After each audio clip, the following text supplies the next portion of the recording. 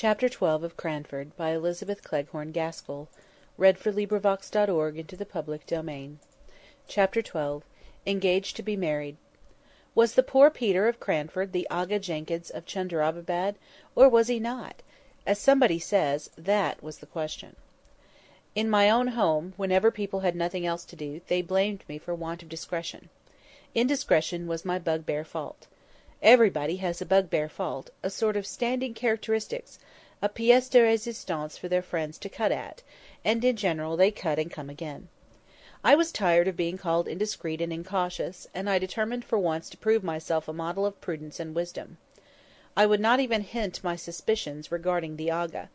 I would collect evidence and carry it home to lay before my father as the family friend of the two Miss Jenkinses. In my search after facts, I was often reminded of a description my father had once given of a ladies' committee that he had had to preside over. He said he could not help thinking of a passage in Dickens, which spoke of a chorus in which every man took the tune he knew best, and sang it to his own satisfaction. So at this charitable committee, every lady took the subject uppermost in her mind, and talked about it to her own great contentment, but not much to the advancement of the subject they had met to discuss.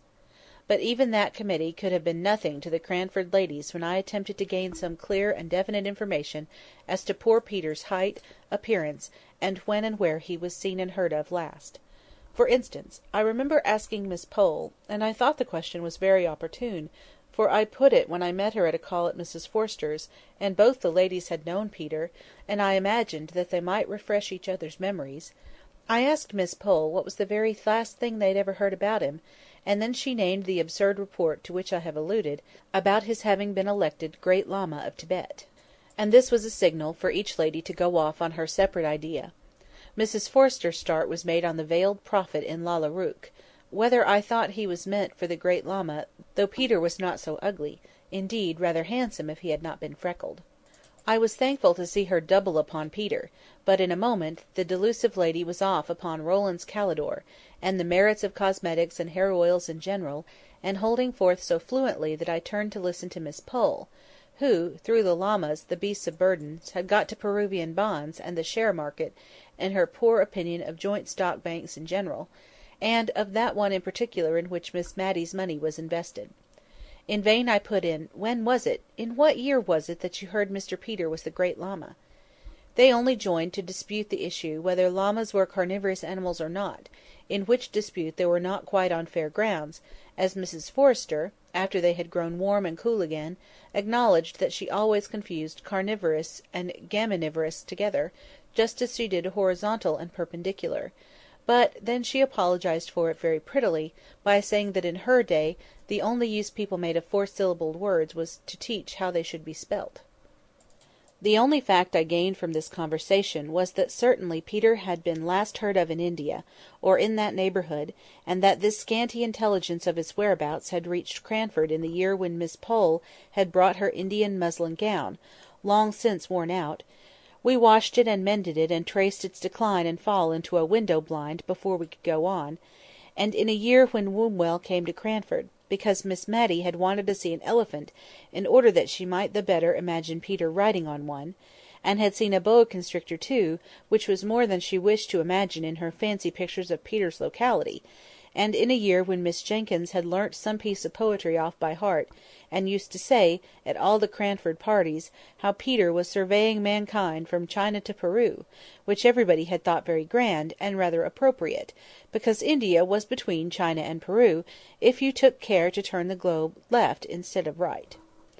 I suppose all these inquiries of mine, and the consequent curiosity excited in the minds of my friends, made us deaf and blind to what was going on around us. It seemed to me as if the sun rose and shone, and as if the rain rained on Cranford just as usual, and I did not notice any sign of the times that could be considered as a prognostic of any uncommon event, and to the best of my belief, not only Miss Matty and Mrs. Forster, but even Miss Pole herself, whom we looked upon as a kind of prophetess, from the knack she had of foreseeing things before they came to pass, although she did not like to disturb her friends by telling them of her foreknowledge. Even Miss Pole herself was breathless with astonishment when she came to tell us of the astounding piece of news. But I must recover myself, The contemplation of it, even at this distance of time, has taken away my breath and my grammar, and unless I subdue my emotion, my spelling will go too.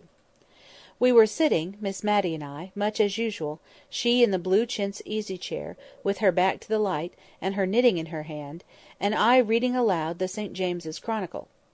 A few minutes more, and we should have gone to make the little alterations in dress usual before calling time, 12 o'clock in Cranford. I remember the scene and the date well.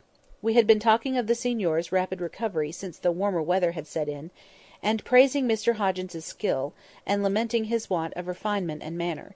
It seems a curious coincidence that this should have been our subject, but so it was, when a knock was heard, a caller's knock, 3 distinct taps, and we were flying, that is to say, Miss Matty could not walk very fast, having had a touch of rheumatism, to our rooms, to change cap and collars, when Miss Pole arrested us by calling out, as she came up the stairs, "Don't go, I can't wait. It is not 12, I know, but never mind your dress, I must speak to you." We did our best to look as if it was not we who had made the hurried movement, the sound of which she had heard, for of course we did not like to have it supposed that we had any old clothes that it was convenient to wear out in the sanctuary of home, as Miss Jenkyns once prettily called the back parlour, where she was tying up preserves.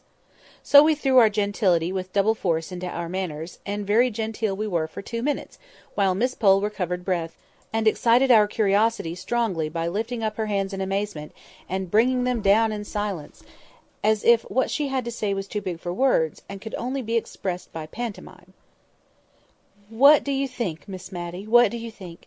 Lady Glenmire is to marry—is to be married, I mean. Lady Glenmire—Mr Hoggins is going to marry Lady Glenmire." "Marry!" said we. "Marry! Madness!" "Marry," said Miss Pole, with the decision that belonged to her character. "I said marry, as you do, and I also said, what a fool my lady is going to make of herself. I could have said madness, but I controlled myself, for it was in a public shop that I heard of it. Where feminine delicacy is gone to, I don't know. You and I, Miss Matty, would have been ashamed to have known that our marriage was spoken of in a grocer's shop, in the hearing of shopmen." "But," said Miss Matty, sighing as one recovering from a blow, "perhaps it is not true. Perhaps we are doing her injustice." "No," said Miss Pole, "I have taken care to ascertain that. I went straight to Mrs Fitzadam, to borrow a cookery book which I knew she had, and I introduced my congratulations apropos of the difficulty gentlemen must have in housekeeping, and Mrs Fitzadam bridled up, and said that she believed it was true, though how and where I could have heard it she did not know. She said her brother and Lady Glenmire had come to an understanding at last. Understanding! Such a coarse word! But my lady will have to come down to many a want of refinement. I have reason to believe Mr Hoggins sups on bread and cheese and beer every night." "Marry!" said Miss Matty once again. "Well, I never thought of it. 2 people that we know going to be married! It's coming very near." "So near that my heart stopped beating when I heard of it, while you might have counted 12," said Miss Pole. "One does not know whose turn may come next. Here, in Cranford, poor Lady Glenmire might have thought herself safe," said Miss Matty, with a gentle pity in her tones. "Bah!" said Miss Pole, with a toss of her head. "Don't you remember poor Captain Brown's song, Tibby Fowler, and the line, 'Set her on the Tintock cap, the wind will blow a man till her'? That was because Tibby Fowler was rich, I think. Well, there was a kind of attraction about Lady Glenmire that I, for one, would be ashamed to have." I put in my wonder. "But how can she have fancied Mr Hoggins? I am not surprised that Mr Hoggins has liked her." "Oh, I don't know. Mr Hoggins is rich, and very pleasant-looking," said Miss Matty, "and very good-tempered and kind-hearted. She is married for an establishment, that's it. I suppose she takes the sugary with it," said Miss Pole, with a little dry laugh at her own joke. But like many people who think that they have made a severe and sarcastic speech, which yet is clever of its kind, she began to relax in her grimness from the moment when she made this allusion to the surgery, and we turned to speculate on the way in which Mrs Jamieson would receive the news. The person whom she had left in charge of her house to keep off followers from her maids, to set up a follower of her own! And that follower a man whom Mrs Jamieson had tabooed as vulgar, and inadmissible to Cranford society, not merely on account of his name, but because of his voice, his complexion, his boots, smelling of the stable, and himself, smelling of drugs. Had he ever been to see Lady Glenmire at Mrs Jamieson's? Chloride of lime would not purify the house in its owner's estimation if he had. Or had their interviews been confined to the occasional meetings in the chamber of the poor sick conjuror, to whom, with all our sense of the